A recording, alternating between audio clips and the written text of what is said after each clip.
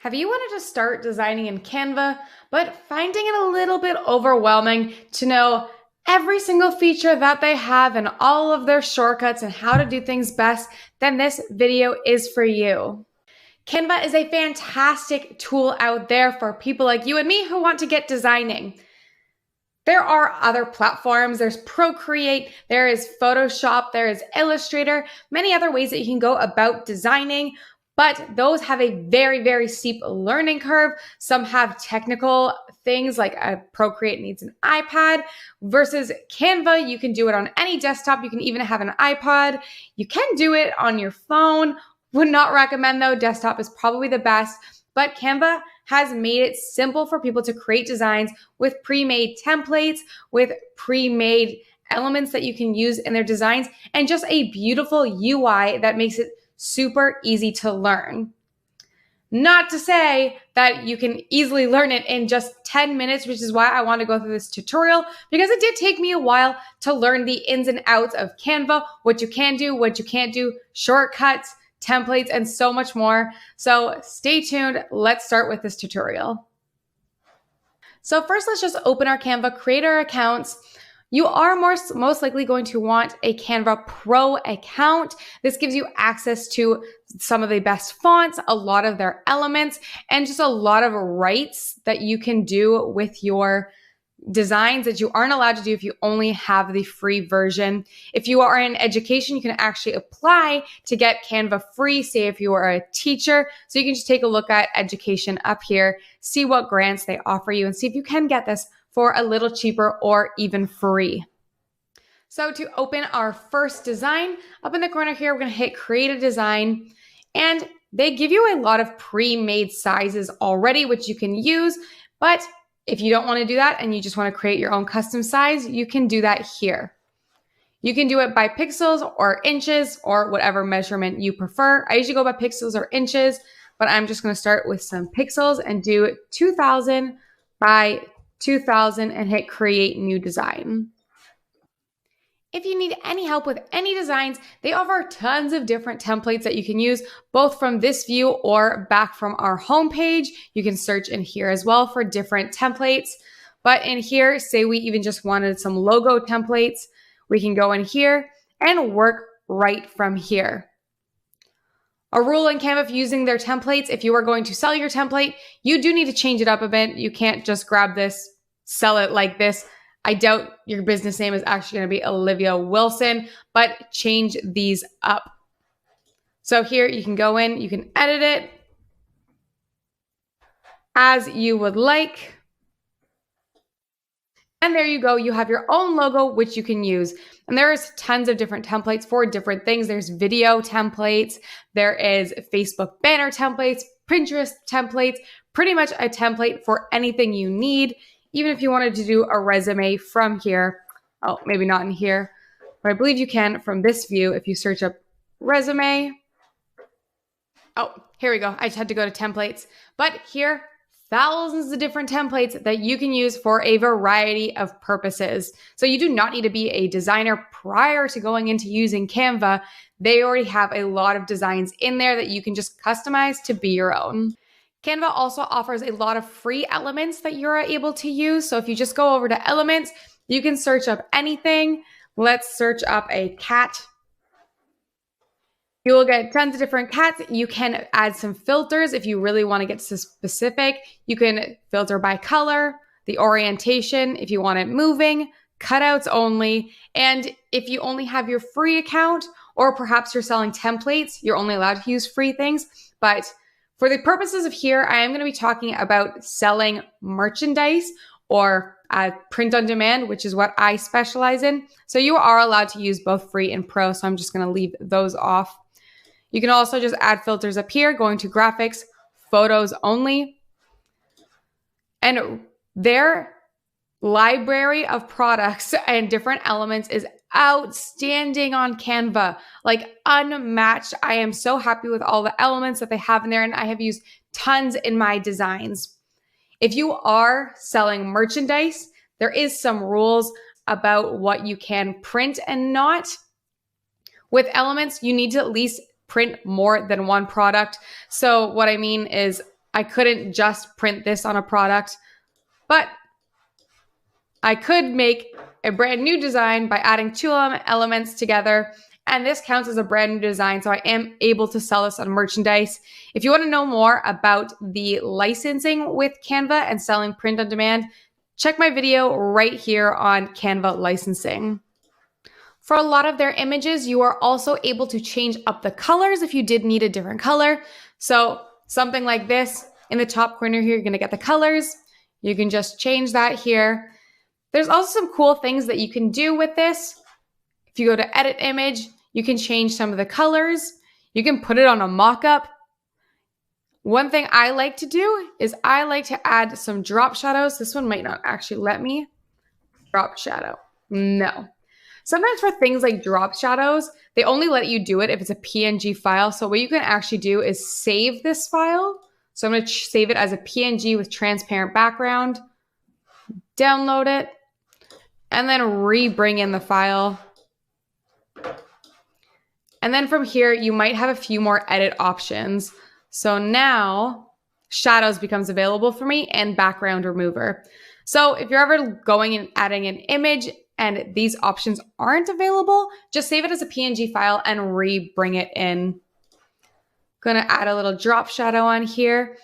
When you add things, usually this little settings button will come up, and from there you can change all the different settings. So maybe it's not as in your face. You can change the angle, transparency, blur, however you would like it based on your design. I'm just going to cancel that.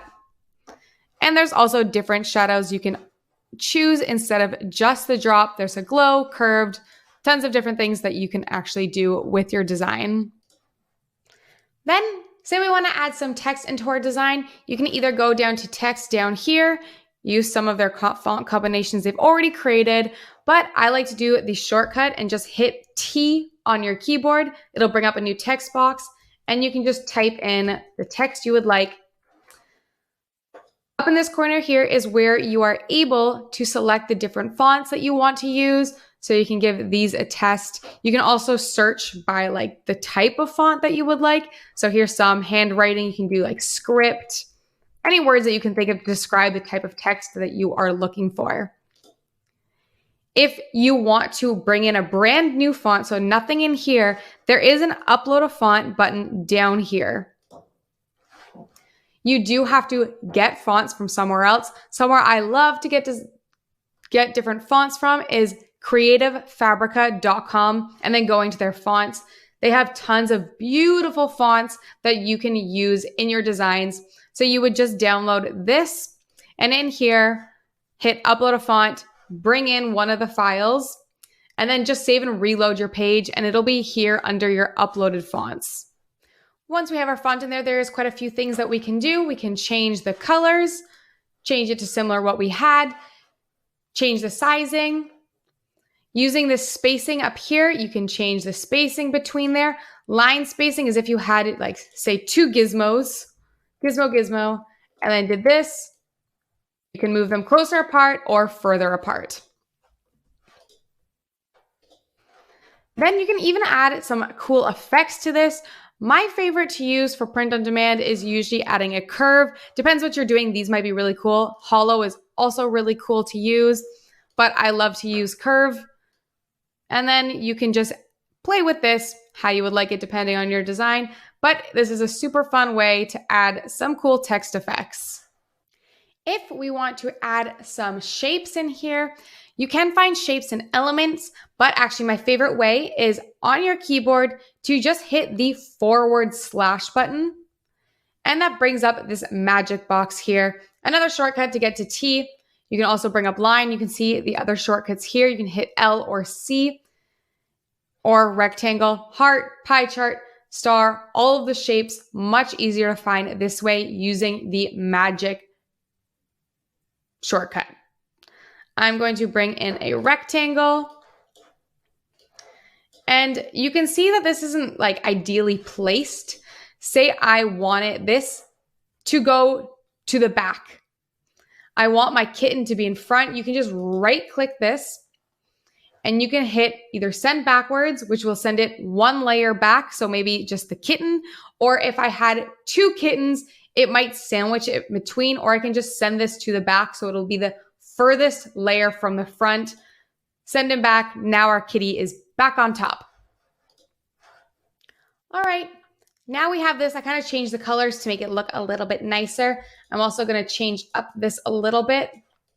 And say now I wanted to create a group of all these products. So if I move one, I want them all to come together. I'm happy with them. So what I can do is just select everything. And you can either hit Command G or Control G if you're on Window, or if it's easier, right click and hit Group. So now this all counts as one item. So if I move one thing, they all move together.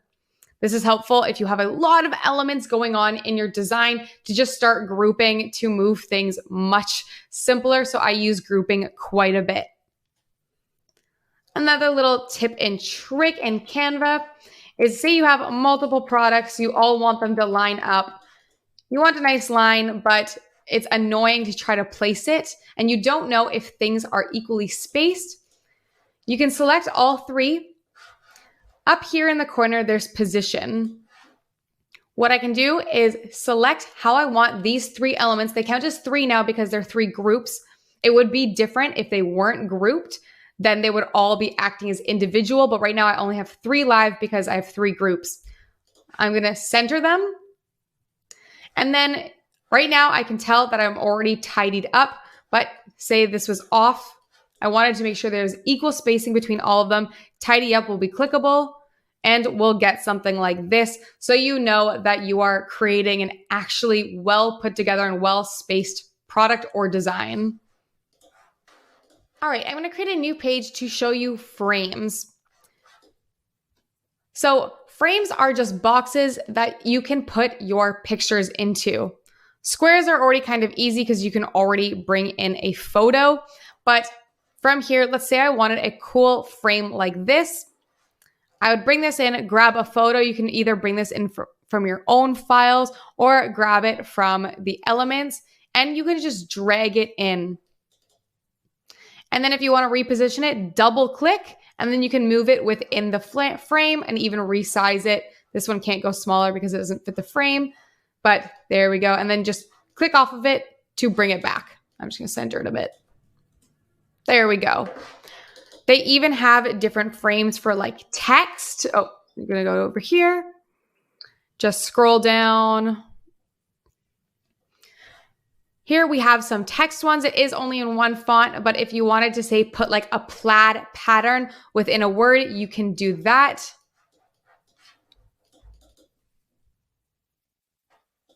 Oops, don't just click it, drag it in. There we go. I brought in this file here to show you how you can go about cropping something as well. Because say you have this pattern here, you only want it to be half your page. Let's make it larger. But you only want it to be half your page. Grabbing these little bars that come up at the side will allow you to crop something. They only really let you do this with images or like PNG files. So if you had a design that's not letting you crop it, you can do what I did before, save it as a PNG file, bring in the file, and then you'll be able to get these little markers here, which allow you to crop it so you can cut off something or cut something out if it doesn't fit with your design. If you used a template or something and you realize, oh no, this isn't saving high quality enough, I mean, you need a bigger file, don't fret, you don't have to redo everything. Up here, you can go to resize and we can increase our file size here. Maybe we wanted a different type of file. So you can either copy and resize or just resize, which will overwrite your current file. So I'm just going to resize. And now we have a brand new board with the correct sizing that we were looking for. Then if you are designing and things aren't locking into place, and by locking into place, I mean, you can see here, they kind of give you different lines and don't let you go too specific. It does lock into place to try to help you line up things. But if you want to zoom in and get a little bit more exact with your measurements, you can do Command plus or Control plus on Windows, or Control and Command minus to back away.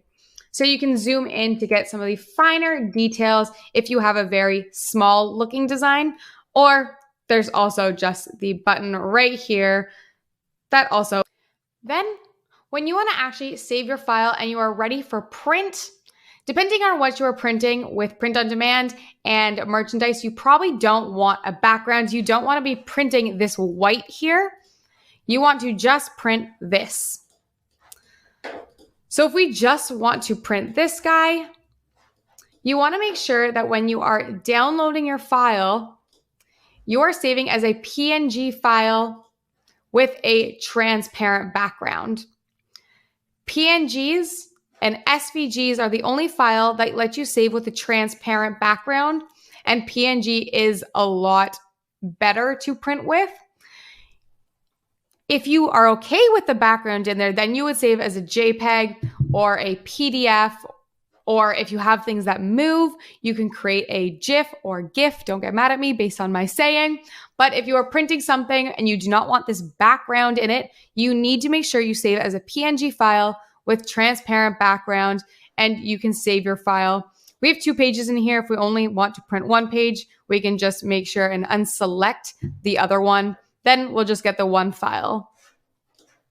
Now that we save that as a PNG file, I actually wanted to make some changes to this file. So I re-brought in the PNG file that we saved, and you can see now it is just counting as 1 image. It's not recognizing that this was a different text box and these were different elements. I've saved it. It all counts as 1 file now. And from now, I can change this with a few more options than what I had before. So you can see we can crop here. We can also try using background remover. Background remover is going to try to figure out what color to remove. I'm going to see right now if this is going to remove the white in case we did want this to be a cutout. It might not. Sometimes it doesn't pick up on white exactly. Let's see. So it didn't fully pick this one up. I do have a backup in case I actually do want to remove all white from an image so that the t-shirt color shows through. So what I use is called remove white background.imageonline.co. I find it literally just by Googling white background remover. Upload your image. And then I'm just going to remove white background, download the image, and I'm going to bring that into here. Another tip I like to tell people is, say you wanted to change the color easily in this product. There is a little hack because you don't really have a paint in Canva. I would like if they added like a little paint button, but I'll use duotone. I'll click a random thing, I'll hit the controls, and I'll change these both to white. And now instead we have a white image, so that if we did have a black t-shirt, then we could print this with the opposite end of the spectrum. Another little design tip that I've picked up using Canva is how to add a border around things. And this is another kind of workaround because they don't have it exact. But what you can do is go into shadows, use their glow tool. Same thing, go to controls. I'm going to change transparency to 100%, blur to 0, and then I'm going to change the size. And then you can also just change your color to however you would like it. So if your design does require a background, this is a great way to do this very quickly, but I wish they just had a button that said outline. So let's put a lot of this into practice. I'm just going to do a quick design with our gizmo again. I'm going to bring in Gizmo. I'm going to type in his name.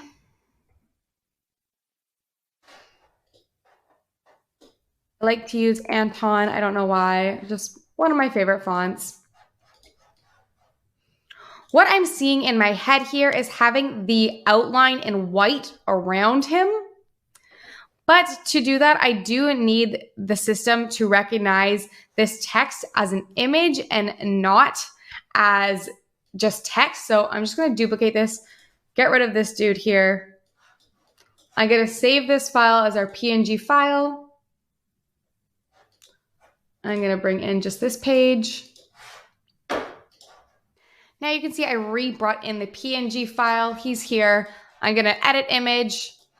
Let's add in our outline. I'm going to change it to white.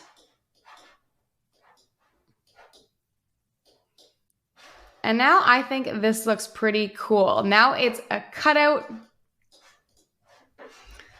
I'm going to save that. But like I said before, if I am printing this on a colored shirt, it is going to show white, which I don't actually want.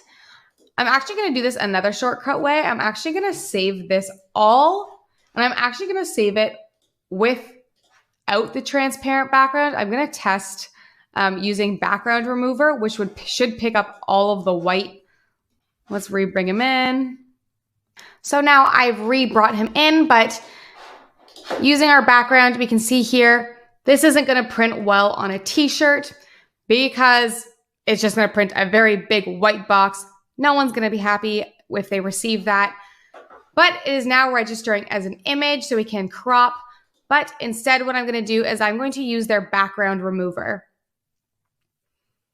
So this time it actually worked, and they did remove all of the white, including the outline that we selected.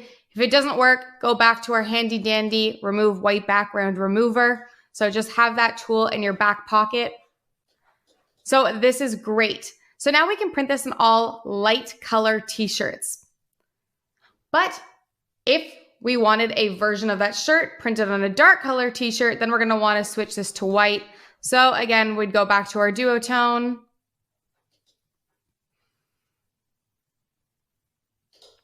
And just set everything to white. And there you go. Aw, now look how cute that looks as like a custom design for someone looking for a gift for a cat mom or for themselves just because they love their cat so much. Just like me, I would definitely get a cat shirt. That is something I would do. Thank you guys so much for watching. If you have any questions about Canva, please let me know. I love to figure out things in Canva. So if there is any challenge that I can't figure out, I promise I will do everything to figure it out for you because I want to be just the best Canva pro.